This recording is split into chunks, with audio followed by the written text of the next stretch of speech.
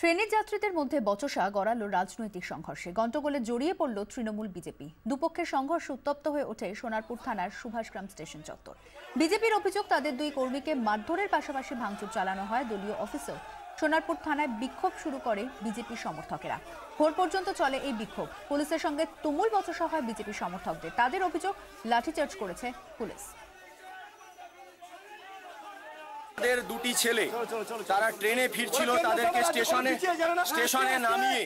তাদেরকে স্টেশনে নামিয়ে তৃণমূলের লোকজন যাদের স্টেশনে দোকান আছে সুভাষগ্রাম স্টেশনে, সেখানে তাদেরকে মারধর করা হয় এবং সেখান থেকে পুলিশ দিয়ে তাদেরকে তুলিয়ে দেওয়া হয়।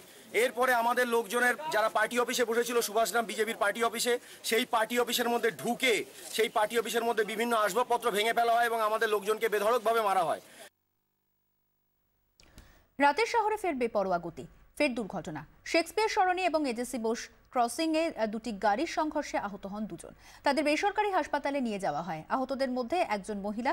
প্রাথমিক চিকিৎসার পর তাদের ছেড়ে দেওয়া হয়। দুজনেই মদ্যপ ছিলেন বলে পুলিশ সূত্রে খবর।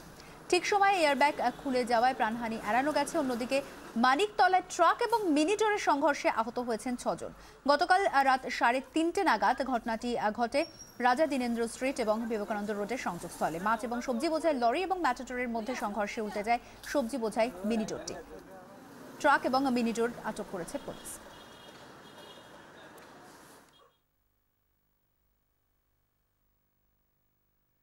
আজ বিকেলের বিমানে কলকাতায় ফিরছেন সুদীপ বন্দ্যোপাধ্যায়। রোজভ্যালি মামলায় শুক্রবার তাকে জামিন দিয়েছে ওড়িশা হাইকোর্ট।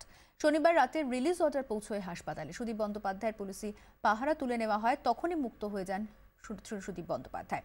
তবে তখনই তাকে হাসপাতাল থেকে ছাড়িয়ে আনতে চায়নি পরিবার। এদিকে জামিন পাওয়ার পরেই শনিবার ভুবনেশ্বরের হাসপাতালে সুদীপ বন্দ্যোপাধ্যায়ের সঙ্গে দেখা করেন তার স্ত্রী রয়না বন্দ্যোপাধ্যায়। সুদীপকে নয়না বলেন, ঈশ্বর যে আছেন তা একবার প্রমাণ হলো।